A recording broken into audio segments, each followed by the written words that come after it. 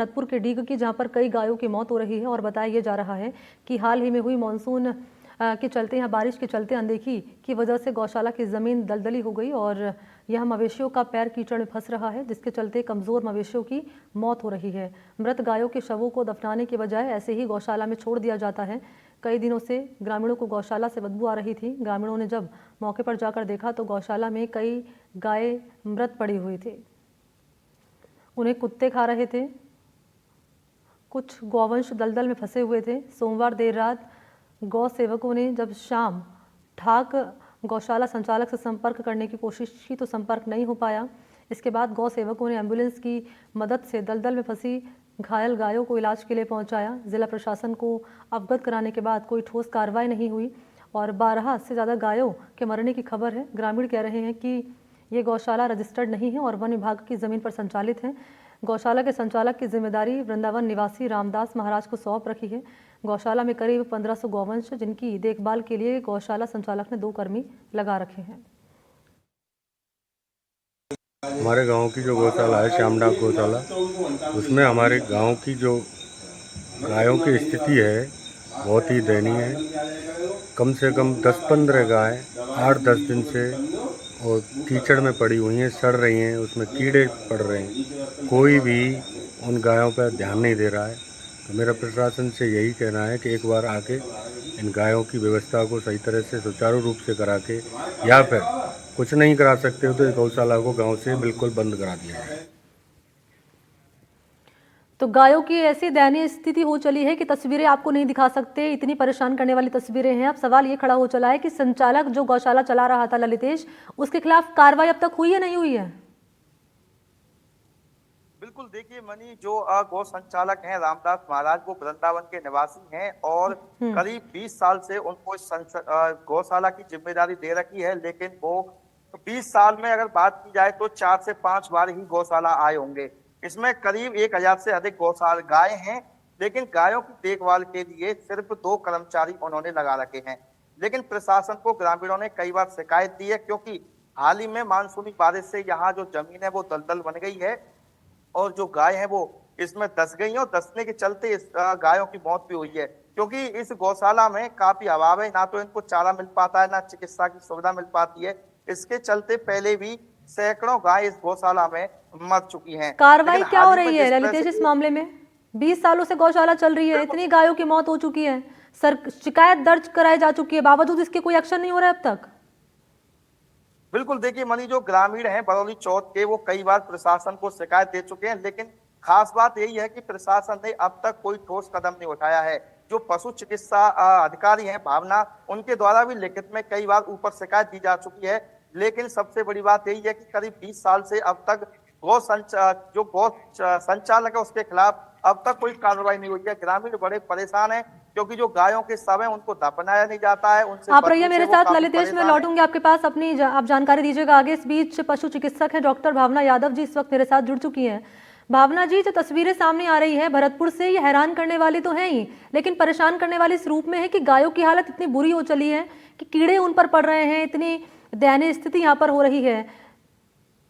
Ma'am, मैं बताना चाहूंगी आपको कि ये गौशाला जो है बरौली चौथ गांव में है। हमारे डीग तहसील में बरौली चौथ गांव है, वहां पर ये गौशाला है और ये अवैध गौशाला है। वन विभाग की जमीन पर ये गौशाला बनी हुई है। तो इसके लिए इसको एक संत चलाते हैं रामदास जी, जो कि यहाँ कभी नहीं रहते, है ना। ये रहते हैं शायद मथुरा में, यूपी में कहीं रहते हैं, जो कि कई गौशालाओं का संचालन करते हैं।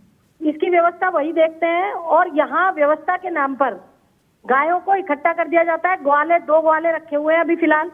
15 दिन पहले भी मैंने आकर यहाँ पर इनकी देखकर बाबा को सूचित किया था कि आप इसकी सफाई करवाओ। बारिश बहुत ज्यादा होने के कारण पानी भरा हुआ है गौशाला में, तो बाबा ने जेसीबी से सफाई भी करवाई। लेकिन अब फिर वही स्थिति है, 15 दिन 20 दिन के बाद अब फिर पानी भरा हुआ है पूरी गौशाला में चारों तरफ और 3 गाय इसमें मृत पाई गई हैं। अभी हमने अवलोकन किया तो उनका पोस्टमार्टम करा दिया गया है और पोस्टमार्टम के बाद उनको दफना दिया गया है। गायों को सफाई के लिए निर्देशित भी कर दिया गया है और मैं प्रशासन को पत्र लिख के अवगत कराऊंगी। पहले भी कराया है हमारी कलेक्टर महोदय को और आप दोबारा भी इसको अवगत कराएंगे कोई कि जवाब नहीं मिला गौशाला आपको के भावना जी, जब आपने अवगत कराया इस मामले को लेकर? नहीं, इसको अवगत जवाब भी मिला, उस समय व्यवस्थाएं ठीक कर दी बाबा ने, है ना, और व्यवस्थाएं ठीक कर दी। और बारिश का मौसम था तो शिफ्टिंग में दिक्कत थी। उसके बाद हमारी कलेक्टर महोदय का ट्रांसफर हो गया, तो इनको शिफ्ट करनी है। अब जब व्यवस्थाएं ठीक चल रही थी तो यह हुआ कि बारिश के बाद हम इनको शिफ्ट करेंगे। तो अब लेकिन वापस से वही स्थितियां हैं।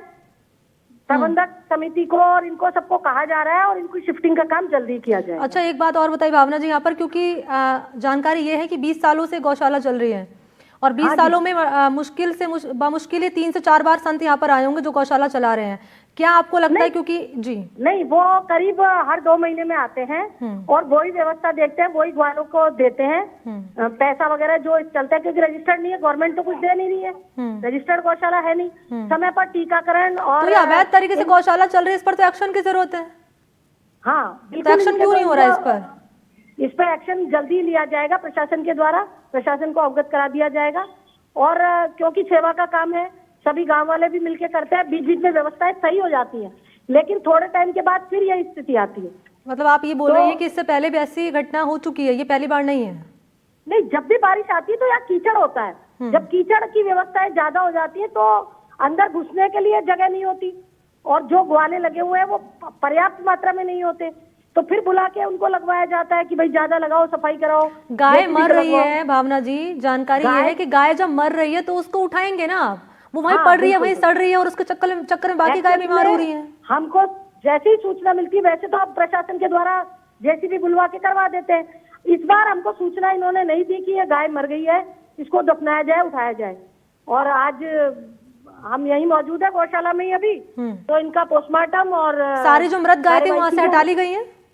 हाँ बिल्कुल हटा ली, मृत गायों को हटा लिया गया है, दफना दिया गया। और जो घायल हुई, जो गाय बीमार चल रही है उनका? बीमार का तो इलाज हमारे यहाँ जो सेंटर है बरौनी चौक में, वो नियमित समय पर टीकाकरण और इलाज नियमित करता है आके यहाँ। चलिए ठीक है, बहुत शुक्रिया आपका भावना जी हमसे बातचीत करने के लिए। पशु चिकित्सक डॉक्टर भावना यादव हमसे इस वक्त जुड़ रही थी, बातचीत कर रही थी। और ललितेश लगातार बने हुए। ललितेश, मैं आपके पास आ रही हूँ, बात अपनी रखी और आपने सुना होगा डॉक्टर भावना यादव पशु चिकित्सक क्या कह रही थी इस मामले में। देखिए मनी, जिस तरह से ग्रामीण जो बता रहे हैं, जो भावना शर्मा ने जो बताया है और ग्रामीणों की बातों में काफी अंतर देखने को मिल रहा है, क्योंकि ग्रामीण खुद परेशान है। और हमने 1 साल पहले खुद इस गौशाला में जाकर के ग्राउंड रिपोर्ट भी की थी, वहाँ की हालत बद से बदतर थी। और ग्रामीणों का आरोप है कि जिस तरह से जो संचालक है रामदास महाराज, वो जैसे भावना शर्मा जो भावना जी थी वो बता रही थी कि 2 महीने में आते हैं, लेकिन ग्रामीणों का कहना है कि अब तक वो 4 से 5 बार ही आए हैं। और उनके लिए जो भूसा की व्यवस्था करते हैं, ये बात भी ग्रामीणों के कहना है। इस पर भी ग्रामीण ये कहते हैं कि जो समाज सेवी हैं और ग्रामीणों की तरफ से ही गौशाला में चारे की व्यवस्था कराई जाती है। अगर वहां जाके हालत देखेंगे तो वहां पानी की व्यवस्था नहीं है, गंदगी का आलम है।